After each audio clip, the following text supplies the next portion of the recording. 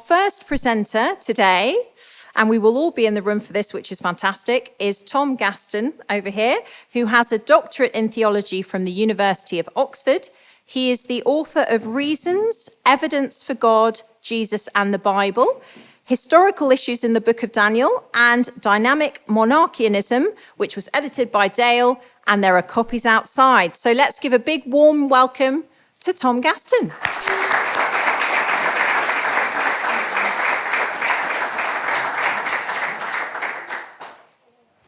Morning, everyone. Lovely to be here. It is my conviction that the one God is the Father alone, and Jesus is his human Messiah, who is now exalted as Lord and Saviour. From a theological perspective, I believe this is the testimony of the collection of books that we now refer to as the New Testament. And from a historical perspective, I believe that this is the position of the earliest Christians. Yet, if this indeed was the earliest Christology, then we'd expect to find Christians in the succeeding decades and centuries who affirm that same view.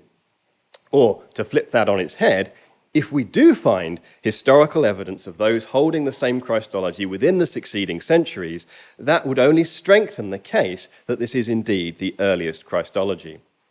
The story of the Dynamic Monarchians and the tradition that they represent is that historical evidence. My talk today is the summary of the book, Dynamic Monarchianism, the Earliest Christology, published by Theophilus Press and available on Amazon. That book is intended to be academically rigorous whilst being accessible to those outside the academy. My thanks particularly to Dale and to Keegan for their assistance and support in preparing the current version of the text for publication. So buy yourself a copy, buy your friend a copy, buy your friend's mum a copy, buy your friend's mum's dog a copy. Just make Jeff Bezos richer. Go ahead. Right, anyway, what I hope to achieve over the course of the next hour is a broad brush overview of the essential argument of the book, that the Dynamic Monarchians of the late 2nd and 3rd centuries stand in a Christological tradition that existed within the Christian mainstream, stretching back all the way back to the earliest days of Christianity. So we should start by saying something about the term dynamic monarchianism, because it's somewhat of a mouthful and probably unfamiliar to those outside the field of patristics. It's a modern scholarly term, and by modern I mean 19th century. It was a term created by scholars of Christian history to classify certain individuals whom they encountered in the records of the period. No one in the 2nd or 3rd century called themselves dynamic monarchian, and that in itself is quite important to note. There was no single community or church or sect that referred to themselves as dynamic monarchian. As we shall see, figures that are often grouped under this term actually seem independent and unrelated to one another. They are grouped together by scholars because they share certain views about Christology. Now, I chose this term for the book because it's the term used amongst scholars, and I wanted to write something that would be engaged with at that level. But the term itself is not unproblematic. The monarchianism part refers to the position that there is a single deity, the Father. This is in contrast to the Logos Christologies of the late 2nd and 3rd century, which posited the Logos as another deity. So monarchianism is further distinguished between modalistic monarchianism and dynamic monarchianism. Modalistic monarchianism is the view that Father and Son are just designations for the same being, the same person. It's also known sometimes as Sabellianism. Dynamic monarchianism, in contrast, is the view that only the Father is God and Jesus is the human Son of God. The dynamic part refers to the idea that Jesus was empowered by the Holy Spirit. The fact that both of these positions are called monarchian might imply that they are some way related, but this is not the case. They are very different Christological positions, presenting them, as scholars sometimes do, as though they were two different ends of the same spectrum, implies that the centrist and moderate position is Logos Christology. And again, that would be very misleading. We might want to reject the dynamic concept from dynamic monarchianism inasmuch as it implies that Jesus was only Son of God to the extent that he was empowered by the Spirit. One of the critics of Theodotus of Byzantium, who we'll come on to later in Refutation of All Heresies, does connect the descent of the Holy Spirit upon Jesus with the concept of becoming divine. But it's not obvious that this critic is correct in his assessment of what Theodotus taught, nor does it seem likely that the same concept is true of the other figures referred to as dynamic monarchian. So in many ways, the term is problematic, and we here might prefer a term like biblical Unitarian. Anyway, the term dynamic monarchian is also sometimes used interchangeably by scholars with the term adoptionism. And again, this is highly misleading. Adoptionism is, as the name suggests, the view that Jesus was adopted, and therefore is a view, strictly speaking, about the sonship of Jesus rather than the deity of Jesus. To conflate dynamic monarchianism and adoptionism is inaccurate, because the dynamic monarchians quite often believed in the virgin birth, and therefore would not have characterized Jesus as the Son of God through adoption. In fact, I don't know any individual or group in the early Christian centuries who explicitly ascribed the view that Jesus became Son through adoption, and therefore it's not obvious that there were any adoptionists at all. The critics of dynamic monarchians, the heresiologists, often associate them with the phrase mere man. Even modern accounts of dynamic monarchians will use that phrase. There's no evidence that dynamic monarchians used that phrase themselves. Indeed, it seems a derisory term meant to imply that dynamic monarchians had an insufficient or even belittling view of Jesus. However, as far as we can tell, these individuals believed in the virgin birth, the status and authority of Jesus, the resurrection, the ascension of Jesus into heaven.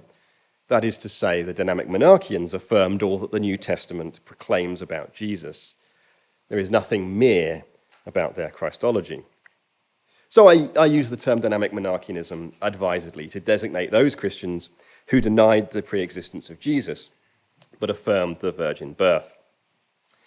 Using these two tests, I'm seeking to group together a specific Christological tradition. This is the argument of the book that this Christology, which was being condemned as heretical from the late 2nd century and 3rd centuries, was in fact the earliest Christology, the Christology of the apostles and of Jesus himself. So the argument of the book, and the argument I'll explore in this talk, consists of 3 parts. The first part of the argument is to document the evidence that we have from the 2nd and 3rd centuries for dynamic monarchians. This includes 4 individuals often named in scholarly treatments: Paul of Samosata, Beryllus of Bostra, Artemon, and Theodotus of Byzantium, but also evidence of others from this same period who meet my criteria. This evidence from the 2nd and 3rd centuries suggests that dynamic monarchianism was geographically disparate, and those holding this position were seemingly unconnected to each other. It is my argument that this distribution of Christians affirming this position is best explained by the proposal that dynamic monarchianism was a long-standing tradition within mainstream Christianity. The second part of the argument seeks to bridge the gap between the dynamic monarchians of the 2nd and 3rd centuries and the apostolic period. We have limited sources from the early 2nd century and the late 1st century. In this section, I'll argue that there are a variety of views coexisting within the mainstream Christianity, and dynamic monarchianism would not have been identified as heretical in this period. Many of the new theories arising in this period are best explained as deviations from the dynamic monarchian Christology, and we'll come on to that. And then the third part of the argument takes us back to the apostolic period itself, which is evidenced for us in the New Testament. I make the case that the earliest Christology, the Christology of the apostles, is broadly the same as the Christology affirmed by the dynamic monarchians in the 2nd and 3rd century. This section of the book explores 3 questions. Did the earliest Christians believe in the pre-existence of Jesus? Could adoptionism be the earliest Christology? And how early was belief in the virgin birth? Answering these questions identifies the apostolic Christology as one that denied the pre-existence of Jesus but affirmed the virgin birth. And therefore, I conclude the book that yes, indeed, dynamic monarchianism, it's a very hard word to say, is indeed the earliest Christology. So, let's get going. Paul of Samosata. You can vaguely see the image on the screen. This is what Wikipedia says that Paul of Samosata looked like. We don't really know. Paul of Samosata was the bishop of the Church of Antioch around 260, and then in 268 he was condemned at the Synod of Antioch for heresy and later removed from his role as bishop. We do not have any text written by Paul himself. His critics make a wide variety of accusations against him, not limited to issues of Christology. Many of these claims against Paul seem mendacious rather than objective and portray other biases that were at work in this case. There's at least some merit in the hypothesis that the actions taken against Paul were motivated by petty envy, given that the council that deposed Paul elected Domnus, the son of Paul's predecessor, to be the new bishop. We can take seriously then the possibility that Paul would not have been pursued as for heresy had there not also been political factors at work. So whilst there is no doubt that in this period dynamic monarchianism would have seemed out of step with the emerging Logos Christology that was gaining dominance, it may be the case that dynamic monarchianism would have continued to be preached at Antioch were it not for those other factors that motivated Paul's accusers to take action against him. For our purposes today, I'll leave those issues aside and we'll focus on his Christology. We have three main sources for Paul of Samosata: the synodal letter preserved by Eusebius in his ecclesiastical history, which was issued by the synagogue that excommunicated Paul, the letter of the 6 bishops, and the Acts of the synod. The authenticity of the last in particular has been questioned by scholars, and accordingly we should treat it with caution. Even with all three sources, it is difficult to reconstruct Paul's thought in any particular detail. The synodal letter claims that Paul was unwilling to acknowledge that the Son of God had come down from heaven and reports him as saying, Jesus Christ is from below. Eusebius claims that Malchian, the presbyter who led the interrogation, drew Paul out from his hiding place, as though Paul's real Christology was only revealed through Malchian's skill. One might worry that Malchian's intention was to catch out Paul in his words. Eusebius, who had full access to the letter rather than just the bits that he quotes, says of Paul, he does not confess that Christ is the Son of God and God before his generation in the flesh. This seems to amount to a denial of the pre-existence of Jesus. Eusebius distinguishes Paul from the Ebionites, more on them later, which probably means that Paul did affirm the virgin birth. In addition, Eusebius is keen to assert his own view that Jesus had the Logos in place of a soul, which may indicate that Paul, in contrast, affirmed that Jesus had a human soul. The fact that, according to Eusebius, Paul did not confess that Jesus was God before his generation in the flesh might be taken to imply that Paul did regard that Jesus was God or a God at some later point. If so, this would be a recurring theme amongst the critics of the dynamic monarchians in the way that they represent their views, because as though they thought that Jesus became God or became a God at some later point. I suspect it's more likely that Paul believed in the New Testament affirmations about the power, authority, and status of Jesus, particularly following his ascension. Whether Paul ever applied the word theos to Jesus is without evidence. The letter of the 6 bishops does not record any positive statement about Paul's own beliefs, but does record a number of affirmations about their own Christology from the bishops themselves. And these include claims that Jesus was always with the Father, was sent by him, and is God by nature. If we assume that Paul therefore held the opposite position to these claims, then he denied the pre-existence of Jesus and his deity.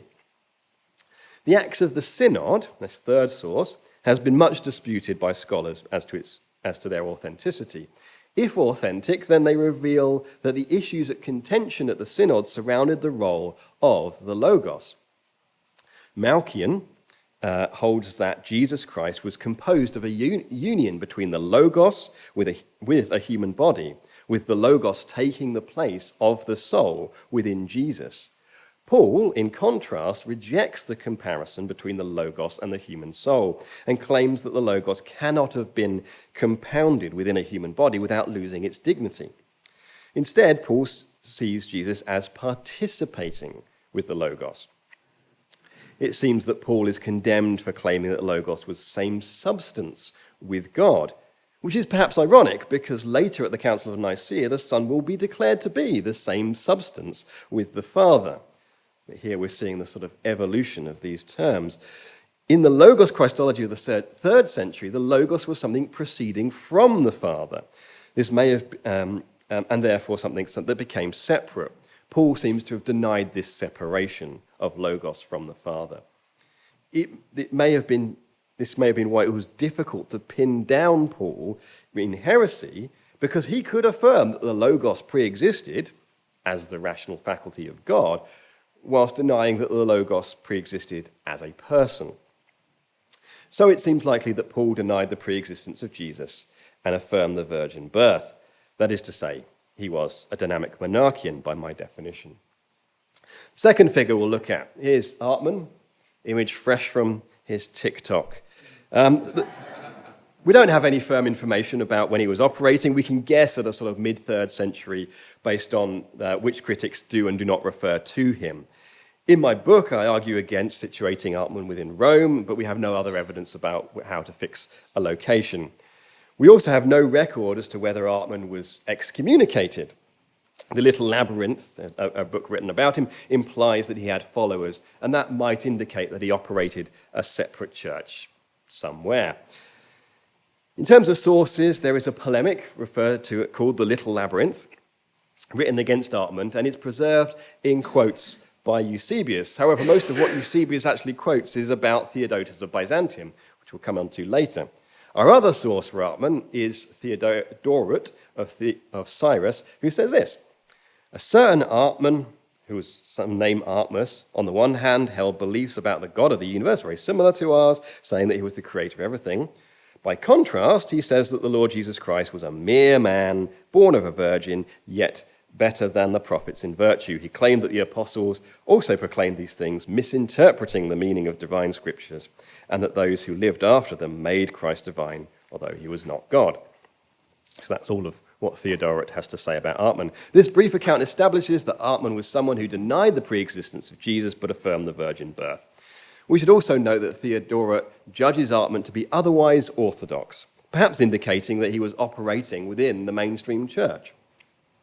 A second text worth referring to is from Origen, who writes about those who deny that he is the firstborn of God of all creation, and the Word and the wisdom, which was the beginning of God's ways, and which came into being before anything else, and founded before the ages, and generated before the hills, and who say that instead he was a mere man. Whilst Origen does not explicitly attach this description to Artemon and his followers, it seems plausible. And if so, it's interesting to note the biblical passages that Origen is using against Artemon, Colossians 1 and Proverbs 8. These wisdom passages are the proof texts that Origen uses for the pre-existence of Jesus. We have no reason to suppose that Artemon rejected the canonicity of any of these books. His critics would have pounced on any such heterodoxy. So we must assume that he had different interpretations to apply for those texts, though unfortunately we don't know what those interpretations were. Number 3 in our rundown is Beryllus of Bostra. I couldn't find a picture of him, so there's the Roman amphitheatre at Bostra for you to look at. Given that Eusebius places Beryllus in his ecclesiastical history, and we can date him to the first half of the 3rd century. He is therefore broadly contemporary with Artemon, but likely from a different geography, being Bishop of Bostra, which is now in modern Syria. Eusebius presents Beryllus as introducing alien ideas, and how a synod was convened for Beryllus to be corrected by Origen. The actual course of events are likely to have been much more protracted than that, because Beryllus was engaged with dialogue over many years regarding his views. Eusebius implies that Beryllus was convinced by Origen.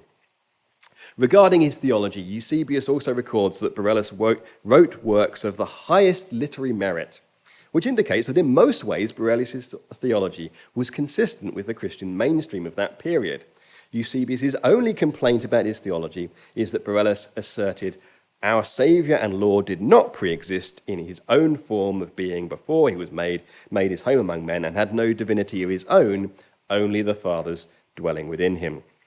This description seems paralleled by the description of Origen about an unnamed heretic or heretics, where he says, Moreover, not without danger may those be associated within the church's membership who say that the Lord Jesus was a man, foreknown and predestined, who, before his coming in the flesh, had no substantial and proper existence, but that he was born a human and possessed only of the deity of the Father within him. The fact that Origen mentions the concept of being foreknown and predestined may indicate the ways in which Beryllus was happy to talk about pre-existence. That is to say, not actual pre-existence, but pre-existence in the foreknowledge of God. I think this is indicative of the real differences in the way different thinkers approach their ontology within this period. It's also interesting to note that both Origen and Eusebius mention the idea of the Father's divinity dwelling within Jesus. It's not clear what is exactly meant by that.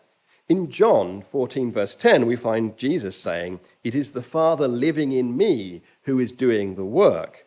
One can well imagine that Beryllus is using verses like this to answer arguments from the Logos Christologists, i.e. Jesus himself was saying that he doesn't have his own power, but power from the Father. Socrates, not that Socrates, records that the letter of the synod to Beryllus included the doctrine that the incarnated was endowed with a soul.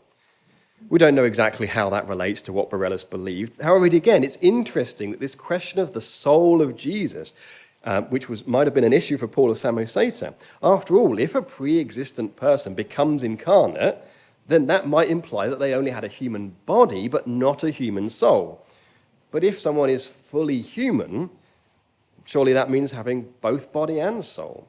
How could Jesus be fully human without a human soul? The fourth figure we're going to look at is Theodotus of Byzantium. You'll see a picture of someone making some leather shoes because Theodotus is known as a leather worker. That seems to have been his profession. He is active in Rome. He's generally assumed by scholars that he would have left Byzantium in the early 190s when the Emperor Severus destroyed its fortifications. It's reported that Theodotus was excommunicated by Victor, the Bishop of Rome, who was bishop till about 199. It seems that after his excommunication, Theodotus established his own church with his own bishop. We don't know how long that lasted. The two main sources we have for Theodotus are the text known as the Little Labyrinth, that we referred to earlier, and the Refutation of All Heresies, which has often been ascribed to Hippolytus. There are some later accounts which seem to be dependent on the refutation. Theodotus is only one of the four figures we've considered who we have some of their own words preserved. 8 fragments or quotations are preserved by Epiphanius. These fragments are all examples of Theodotus quoting scripture that stands in odds with the Logos Christology of his opponents.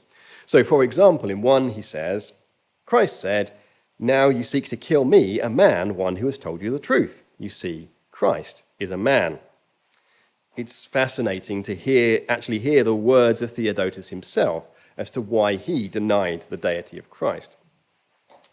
There are lots of accusations levelled against Theodotus by his critics, including the claim of apostasy, of corrupting the scriptures, and of using the arts of unbelievers. We can be sceptical about those charges for reasons I explore in the book. I will focus here on what Theodotus believed. He is credited by Hippolytus in acknowledging that God is the creator. And from that testimony, we can also deduce that Theodotus accepted the virgin birth, accepted the miracles of Jesus and his resurrection. And that's all unsurprising, given that the quotations that we have from Theodotus, where he quotes Matthew, Luke, John, Acts, 1 Timothy, that is to say, we can be confident that Theodotus had the same canon of scripture as other Christians of this period. So his theology differs only with regards his Christology, and his dispute is primarily a biblical one. Hippolytus claims that Theodotus believed that Christ descended as a spirit into Jesus at his baptism. This seems to be a confusion based on Hippolytus' desire to associate Theodotus with another thinker called Cerinthius, who, according to Irenaeus, I know I'm throwing a lot of names at you, it's fine, did claim that Christ descended unto Jesus at his baptism. In his own words, like the fragment I just quoted to you, Theodotus says Christ is a man, so not a spirit. So what may be true from the testimony of Hippolytus is the idea that Jesus' miracles were activated when the Spirit descended upon him. Theodotus might have thought that. The other oddity about Hippolytus' testimony is where he says, "But they do not want him to have become a god when the Spirit descended. Others say that he became a god after he rose from the dead."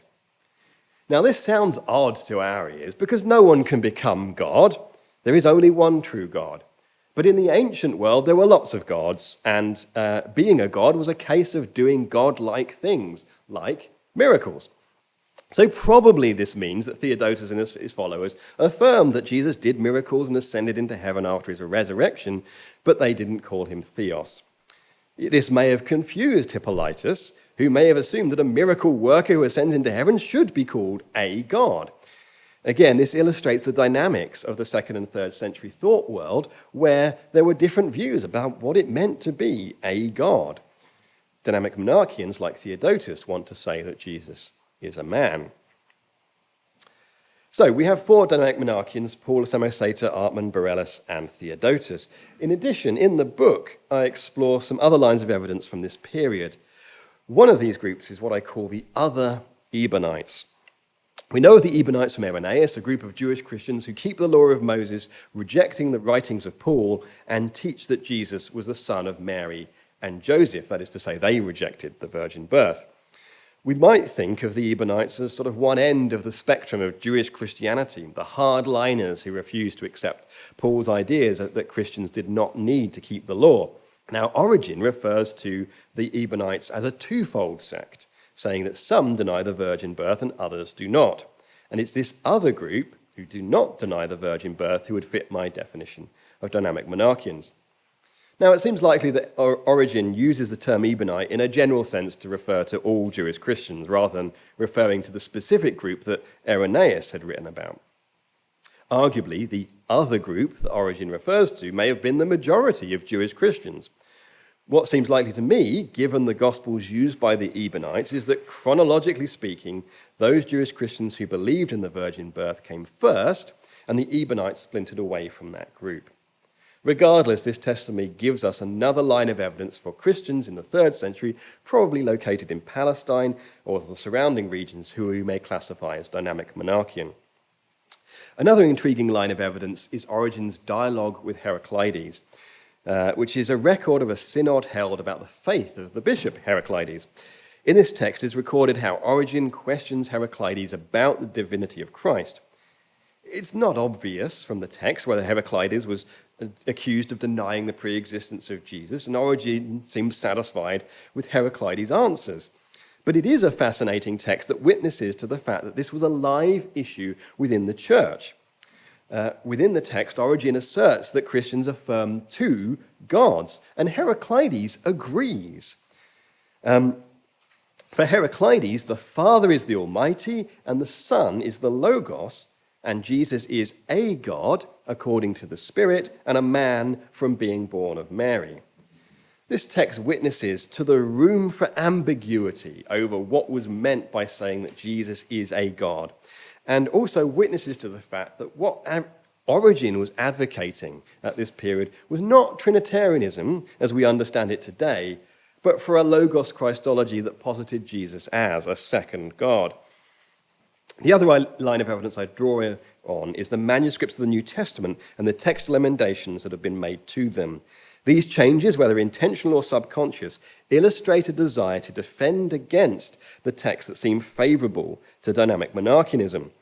And I don't want to overstate how much scribes have been altering the text, and I think we should be cautious always of ascribing motives to such changes. But the very fact that some of those copies of the New Testament are changing words seemingly to avoid the Dynamic Monarchian conclusions of those texts would indicate that Dynamic Monarchianism was considered to be a significant issue within the 3rd century church.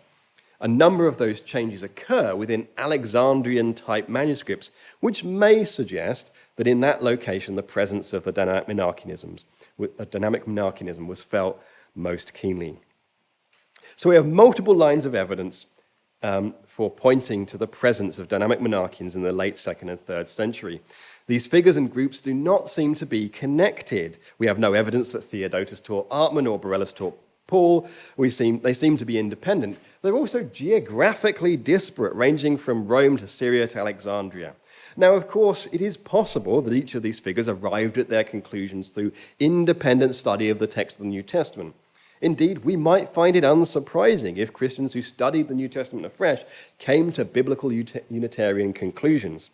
However, I propose a different hypothesis, that these dynamic monarchians were each drawing upon a long-standing tradition within Christianity, a tradition that I think dates all the way back to the apostles and to Jesus himself. In fact, these dynamic monarchians make this claim.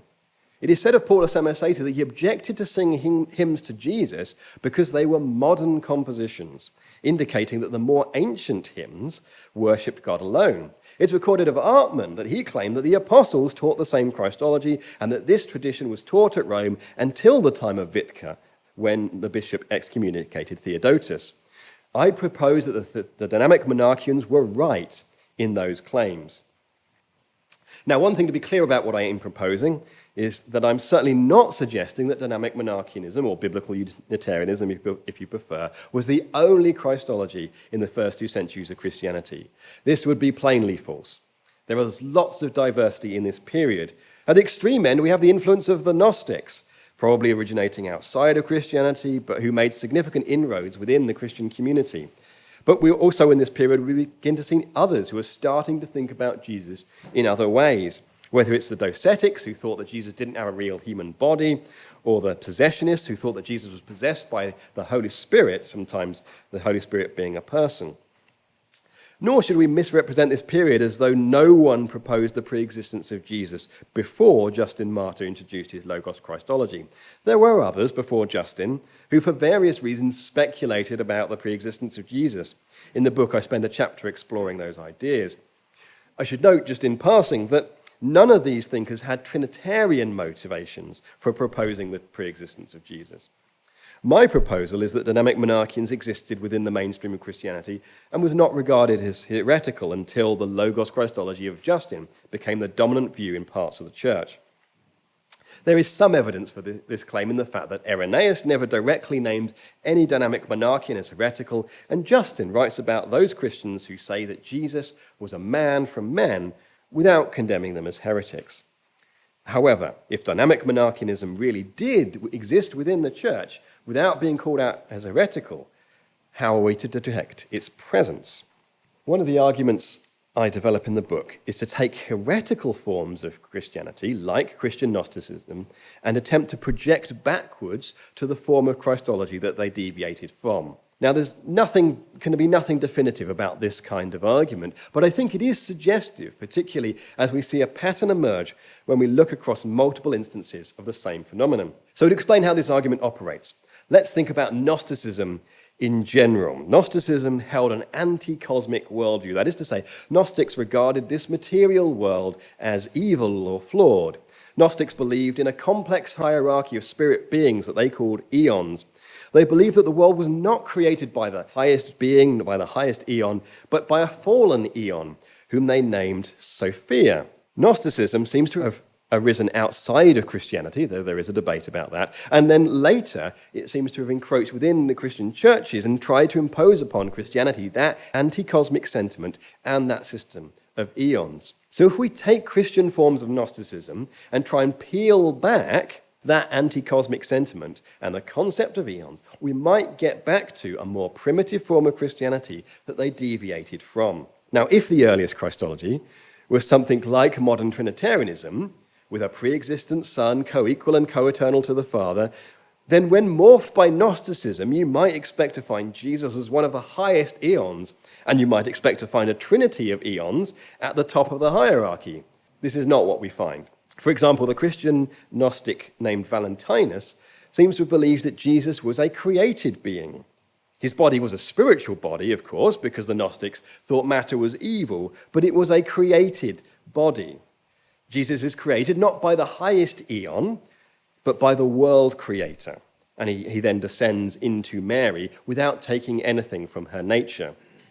Peel back all those Gnostic elements, and you have a Jesus created at the time of his conception to Mary. No pre-existence. Similarly, a Valentinian named Marcus believed that Jesus was created in the Virgin after taking the likeness of an eon named Anthropos. This eon later descends upon Jesus at his baptism. Take away those Gnostic elements and you have the story of Jesus created at the time of his conception and later receiving the Holy Spirit. Another category of heretics is those who believed in a descending spirit. For example, Cerinthius, who we've already referred to, believed that Christ was a spirit being who descended upon the human Jesus at his baptism. Some Valentinians, like Ptolemy, believed that Jesus had an animal body and that a spirit being named that they called Logos descended into Jesus at his baptism. And there are others who held similar views of some sort of spirit being descending to Jesus at his baptism. Whilst there are a variety of views about what that spirit being is, the general pattern is the same. A spirit being descends into the human Jesus. So peel back the Gnosticism, peel back the heresy, and you have belief, and peel back that belief in a spirit realm populated by all kinds of spirit beings, and what do you have left? You have a human Jesus receiving the power of the Holy Spirit, as is told in the canonical Gospels. So again, the Christology that precedes these groups is a Christology of a human Jesus, not a pre-existent one. There is no evidence here for a God incarnate. And I think you can pursue a similar procedure with the Ebionites. You remember that these are Jewish Christians who kept the law and denied the virgin birth. So there's a legitimate question as to whether they represent the earliest Christology or a later deviation. Irenaeus reports that they use only the Gospel of Matthew. Now, if he meant the same Gospel as known to us, then it must have been an edited version because Matthew's Gospel obviously includes the virgin birth. It is at least plausible that what Irenaeus refers to here as the Gospel of Matthew is in fact a different text known elsewhere as the Hebrew Gospel. We don't know exactly what that contained. We only have quotations left, though there are some theories that I refer to in the book. We do know about a text known as the Gospel of the Ebionites, which is preserved in many quotations. And what's important about that text is it shows clear dependency upon the synoptic Gospels. So if the Ebionites were either using an edited version of the Gospel of Matthew, or they were using the Gospel of the Ebionites, either way, the implication is that they were using a Gospel that was at least one generation later than the original synoptic Gospels. And given that the synoptic Gospels, Matthew and Luke, include the virgin birth, then the Ebionites would seem to be deviating away from that tradition rather than representing something earlier. So in the 2nd century, you have this wide array of Christian groups, ranging from Gnostics to Ebionites and everything in between. Yet if we see these groups as deviations from an earlier Christology, a clear pattern emerges regarding what that Christology was. Peel back the accretions of Gnosticism and other additions to Christianity, and what you're left with is a human Jesus who was conceived by a special birth. It's not possible to make that same reconstruction lead to an early Christology with an incarnate God.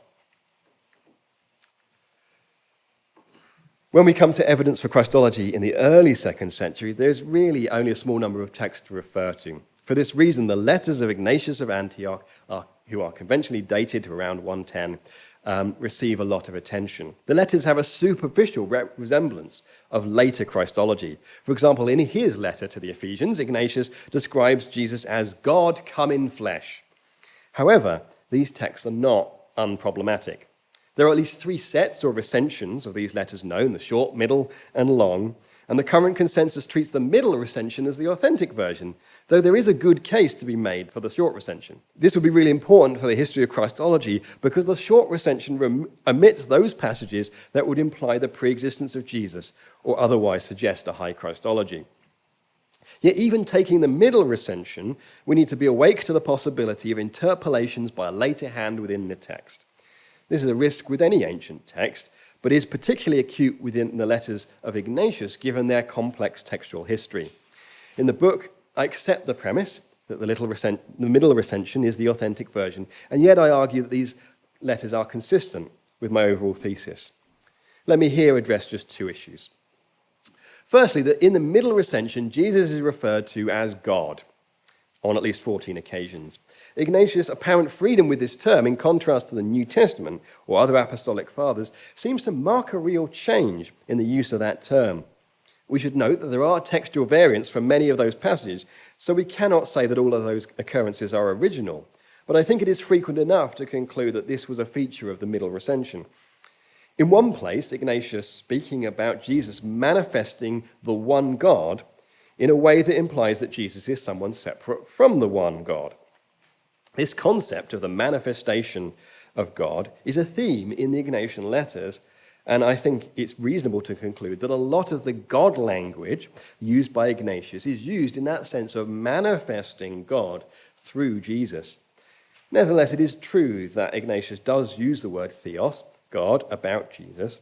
His usage of that word, though, is interesting because it's always qualified.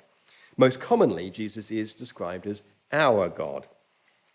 I think there's a good case to be made for Ignatius, or whoever wrote the middle recension letters, that this qualified use of theos meant something like Lord, and does not imply that it being the same as the Father. The second issue I'd comment on is regarding the middle recension is the question of pre-existence. There are really only two verses in the middle recension letters that might imply pre-existence. The first is Polycarp 3 verse 2, where he describes Jesus as the one who is invisible, who became visible for us, the one who cannot be handled, the one who is beyond suffering, who suffered for us. The way this is framed might imply that Jesus was first invisible and then underwent a change to become visible, and that would imply pre-existence. However, in another letter, Ephesians 7 verse 2, Ignatius says that Jesus was first subject to suffering and then beyond suffering, implying a different sequence. The stronger passage regarding pre-existence is Magnesian 6 verse 1, where it says that Jesus was with the Father before the ages and has been manifest at the end. If being with the Father means literally being a literal person, then that would be pre-existence. It is at least possible that what is actually meant here is existing within the foreknowledge of God rather than literal pre-existence. So in sum, whilst Ignatius says some things that resonate well with later orthodoxy, which is one of the reasons why these letters are preserved, understood in his own terms, he's far from endorsing the full deity of Christ. Whether he was a dynamic monarchian is more doubtful. There is a way to understand the middle recension letters that fits within a dynamic monarchian frame, but it may be that Ignatius was one of those who was already deviating away from that apostolic Christology and was advocating for something different. This then takes us back to the first century and crucially to the earliest believers. To oversimplify the state of the scholarship, it seems there are broadly two views amongst scholars regarding early Christology. One is a sort of evolutionary view, with the earliest Christology being a kind of adoptionism that develops over time to include new features like virgin birth and then pre-existence and then the deity of Christ and so on. The other view has been named early high Christology, and that's the view that the high Christological features like pre-existence of Jesus are found very early in Christianity. The approach I advocate is somewhere in between those two, as I believe that the earliest Christology made profound claims about Jesus, his status, authority, and power, but I do not see evidence for pre-existence in the apostolic period. In the book, this focuses on three key questions. Did the earliest Christians believe in the pre-existence? Were the earliest Christians adoptionists? And how early was belief in the virgin birth? On the question of pre-existence, I consider passages like Philippians 2 and Colossians 1. The arguments for and against finding pre-existence in those passages will be familiar to many in this room, so I won't rehearse those arguments here. Possibly less well known is the proposal of Simon Gathegol, who finds pre-existence within the synoptics. Gathegol argues that the "I have come" sayings of Jesus in the synoptics presuppose pre-existence, as they imply that he has come from God, and so therefore must have had a literal existence with God before being sent. This argument is certainly significant inasmuch as most commentators would not find a high Christology in the synoptics. However, I do not find it convincing, as I think the "I have come" statements have an obvious reading that does not require a literal coming from one place to another. As to the second question, I think the evidence for adoptionism amongst the earliest Christians is meagre and unconvincing. Adoptionism, as the name implies, as we already discussed, is a theory about how Jesus became the Son of God. Yet many of the supposed evidences for adoptionism amongst the earliest Christians are texts that actually speak about Jesus' other roles and statuses. To take just one example, in Acts 2, verse 36, Peter says, "Let all the house of Israel therefore know for certain that God made him both Lord and Christ, this Jesus whom you crucified." This is sometimes presented as a pre-literary text which preserves a Christology that predates the writings of Paul. The fact that this text says that Jesus was made Lord is taken as evidence of adoptionism because it implies that he wasn't Lord before. Of course, you'll notice that this text says nothing about the sonship of Jesus, just his status as Lord. However, read in context, there is no mystery about what this verse means. Peter has been referring to the Old Testament promises of the one who would sit upon the throne of David, and this promised one would sit at the right hand of God, sit at the right hand of God. Peter believes that these promises have been fulfilled in the resurrection and ascension of Jesus, that the crucified one has now claimed that promised status as Lord. And the other purported evidences of adoptionism I find equally unconvincing. Indeed, I'm cautious about the idea that there was any substantial shift in Christology between Jesus and Paul, since Paul receives the traditions directly from the apostles and gives no evidence that he differed from the Church of Jerusalem about matters of Christology, in contrast to the question of circumcision, where he plainly differs from others within the early church. The last question I consider, I promise I'm getting close to the end. The last question I consider is when did belief in the virgin birth emerge? The Gospels of Matthew and Luke are conventionally dated to 80 or thereabouts, and the earliest explicit references to the virgin birth are there. Mark's Gospel, which is usually dated a bit earlier, does not contain a virgin birth narrative, and the writings of Paul, which date from the 50s, do not refer explicitly to this belief. However, I challenge the chronological assumptions here, partly because I'm not convinced by those dates for the Synoptic Gospels, but even if I were, it seems implausible that belief in the virgin birth only emerged in the 80s.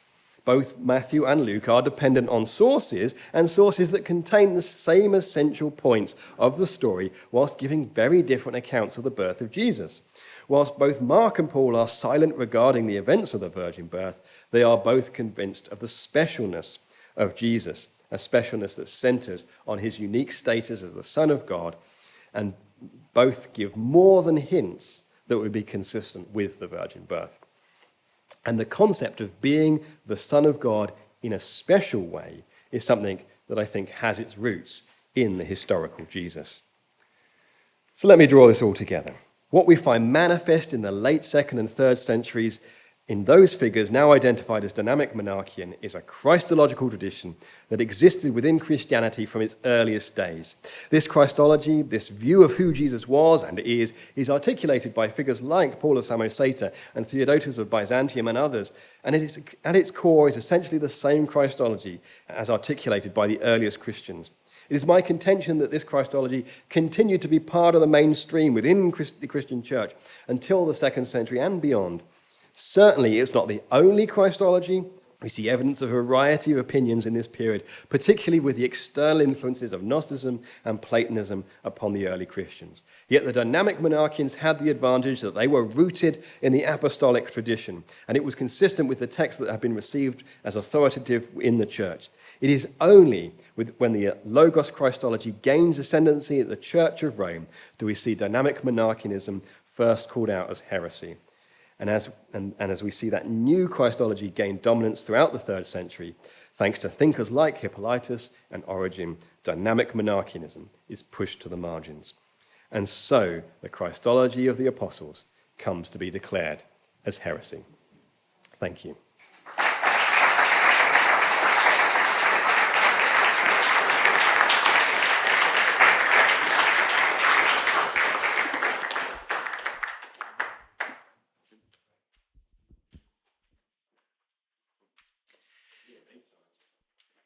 Thanks for your presentation. I really looked forward to your book when it was coming out because I needed to quote it for my own book. So I was actually the first person to quote that book and actually get it published. So, you'll be world famous very soon. One of the things that I wanted to get out of it was to see a little bit about the understanding of what we would call preexistence of Jesus as it regards to Jesus preexisting as God's wisdom, because that was kind of the focus of my work. And what I've been able to discern, and I would like to get perhaps your correction on any of this, because I'm not a church historian by any sort of means, but we can see that like Second Temple Judaism and the Judaism of the 2nd century CE, the early Christians still regarded God's wisdom as a personification of God's wise attributes, but not as a conscious female person. And we can see that in First Clement, that understanding. We can also see it in the Didache, but it very clearly changes what, as far as I can see, the first person to do it is Justin Martyr and also in Origen. And so, but it, with Justin Martyr, we're thinking in the middle of the 2nd century, that seems to be the point to where wisdom gets thrown in start to be understood as a conscious pre-existing being, which of course affects his logos Christology. Are you aware of any other persons? Because you said that prior to Justin Martyr, we have some views of pre-existence, and depending on how we understand Ignatius, that might be there. But I don't see Ignatius talking about wisdom as a conscious pre-existing being. Are you aware of any others between that period of First Clement and the Didache on one hand, and Justin Martyr on the other hand, that have affected the way that early Christians would understand pre-existence in that nuanced way? Yeah, thanks for the question, and thanks for your book, which I've just finished reading. Very good. So the other text that might be worth referring to here is the Odes of Solomon. And again, depends upon how you date it. So it's, because it's like, again, annoyingly, quite a lot of these texts have obviously no particular markers by which you could date them. It's sometimes dated as early as 100, but certainly in the 2nd century. And what's interesting about the Odes of Solomon is that it does use the language of Logos. It's very resonant with actually John's Gospel, and some people have hypothesized whether it comes from the same community as John's Gospel or not, but it does also use the language of wisdom, and it's one of those few places where we see those two things brought together. So that would be, I guess, the place where you're seeing wisdom Christology. Whether or not the Odes refer to wisdom as a literal pre-existent person, again, I think is actually a matter of dispute. There are some people who would read, and again, because these texts are poetical, they are not easy, they're not laying out their cards on the table, so to speak, in terms of like what they're actually saying. And so there are some who would see incarnation here. I think for myself that I see that very much standing within like the tradition of John and his gospel. And so again, seeing wisdom not as a personification rather than a person. So again, I think that would be a text worth looking at. Thank you.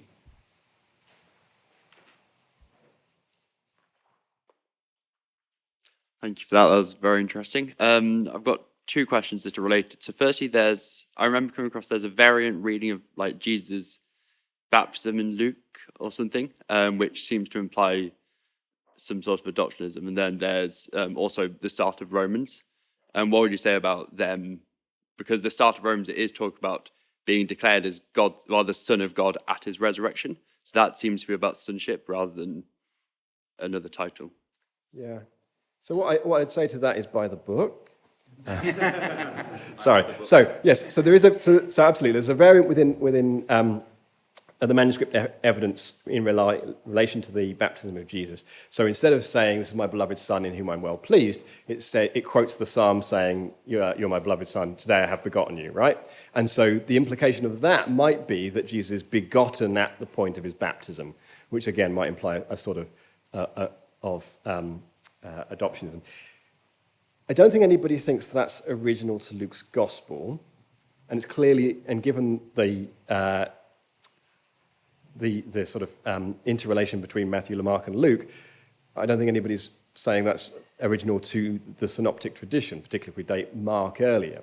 So this idea of like it being representing a tradition prior to Luke seems unlikely. But we do know that Christians are very early picking up upon that psalm, "You are my Son, today I've begotten you," as resonating with their claim that Jesus is the Son of God. But they are, even within the New Testament, not understanding that as begotten at his baptism. So I think, yes, it's quoted here in that variant text, but I don't think it's meant to imply adoptionism. The Romans one is really interesting. So yes, the first 4 verses of the book of Romans implies, which I can't quote off the top of my head. No, I don't. Just make it worse. But it does absolutely imply this idea that Jesus is the Son of David, according to the flesh, and Son of God in power according to the Spirit. Now, or declared Son of God according to the Spirit following his resurrection.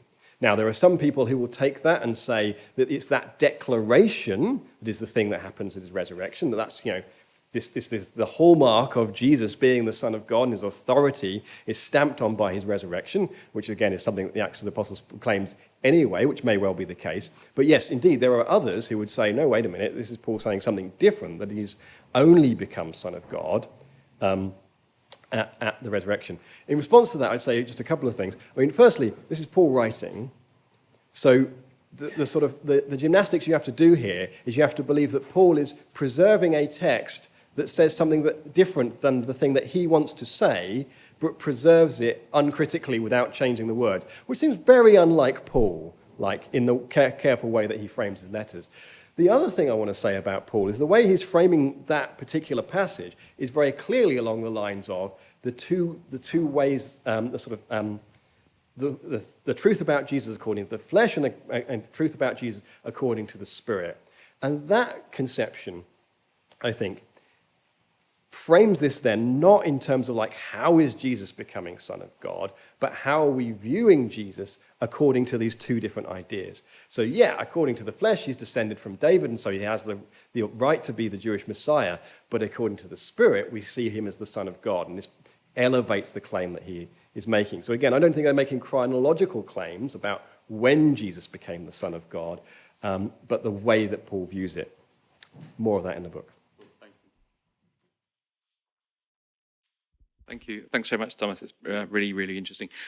2 questions that are sort of vaguely related. One's a very specific one, and one's a more general one. Why do you think Mark, it's a difficult question to answer really, why do you think Mark doesn't mention the virgin birth? Or is there maybe a bit of Mark that's missing, perhaps, And the second question relates to that part. I don't know whether or not you have many or even any critics of your book. This is more of a general question about sources and scholarship. And the documents. So you mentioned amendations, you mentioned interpolations. As a theologian, as a researcher, as a academic, how much criticism do you get on those grounds? On interpolations and emendations. Do people use that against your thesis, for example? So, thank you. So all these people claiming 2 questions, I think this is just not in the spirit. I'd love to have critics of my book. I mean, that's how you know you've made it, right? When people start, tearing your work apart. On Mark's gospel. So, yes, Mark does not include the virgin birth. There's a couple of reasons I think you could give for that. I mean, one, Mark is clearly and very intently focused on the ministry of Jesus. The other thing I think to say about Mark's gospel, and again, this is the testimony within the early church from a figure named Papias is the idea that Mark is dependent upon the eyewitness testimony of Jesus. And there are scholars who would dispute that and say that, Papias says all kinds of crazy things and you shouldn't believe him. But that's a theme developed by Richard Borkman in his book, Jesus and Eyewitnesses, and he reinforces that by bringing out the fact that throughout Mark's gospel, like the one disciple who comes up and again is Peter. So it's at least plausible that the way Mark's gospel is written directly on the eyewitness testimony of Peter. And if that's true, if what Mark is essentially doing is saying, here's what I've heard from Peter, then of course he doesn't include the virgin birth, because Peter wasn't there as an eyewitness to the virgin birth. So I think there are good, legitimate reasons why you could give for Mark just not wanting to include it in that setting.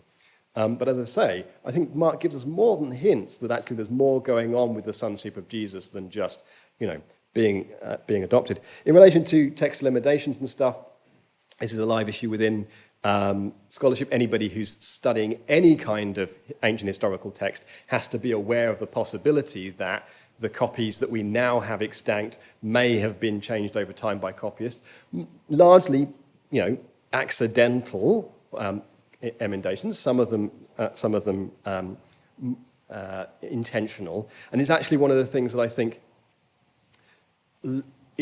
we have to be aware of when looking at this at texts of this period, of like the extent to which later orthodox language gets written into these texts, either intentionally or unintentionally, in a way that changes their meaning. So just to give you a different example, there's a text called the Apology of Aristides, a very interesting text. It's not one I quote in the book, but he has a passage in there about Jesus, which sounds very late orthodoxy, and Aristides is writing early 2nd century, so it'd be a really interesting text. And he has this passage that talks about Jesus as though he's God incarnate. He then goes on through the rest of the text to explain to decry pagans for saying things about their gods which are unworthy of God, things like suffering and dying and being a man, and all the things that the Gospels say about Jesus. So taken on his own terms, Aristides couldn't possibly have believed that Jesus was God incarnate. And you look at the scholarship on the book of Aristides, and most people believe that particular passage was not in there till the 4th century. So have people picked me up on this? No, but let's wait and see. So thank you for your talk. I had 2 brief questions. One of them is already asked, though, so you'll be pleased to know. The second one was, you talked a bit about the Ebionites, the group, and I just wanted to know if there was any sort of good information or books that you know of that would be good to read about that. Good question. So what we have with the Ebionites is, again, one of those frustrating phenomenon where, like, the evidence that you doesn't necessarily exist. So, like, the first mention we have of the Ebionites is what Irenaeus says in the late 2nd century, and he has like 1 paragraph, right? And then you get a few references from Origen and Eusebius later on in the 3rd century. There's some evidence or some suggestion that what we find now in what's called the Pseudo-Clementines might represent some of the stuff within this community. In terms of like modern scholarship about the Ebionites, there was a couple of texts books that I refer to in my own book, but they're chapters within works about heretics of the 2nd and 3rd century. I don't know of a complete scholarly work about the Ebionites that I would refer you to. But yeah, someone should write that. Yeah, hi. So I had a question about... Just one? Just one. You win a prize. So in 2 Peter 1:3-7, it mentions the divine nature that we might become partakers of through Jesus Christ. And I was wondering what your take is on that. Like, when did Jesus himself become a partaker of the divine nature? Just let me pause while I take a drink of water. So, it's a really good question. That's why I'm struggling with it. Thank you. Don't have to answer that. I'd love to answer it now. So, I mean,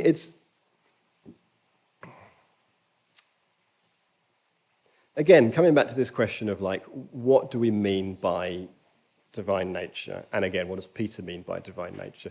Because, like, when we think about God in a philosophical sense, we're thinking about, like, the one uncreate being who therefore is not is not something you can become. It's not a nature you can take on, right? So, and this is, again, one of the reasons why we might have issues with things like, the incarnation or languages around, applying stuff to Jesus, because this is not a nature you can take on. It's not something you can sort of manipulate.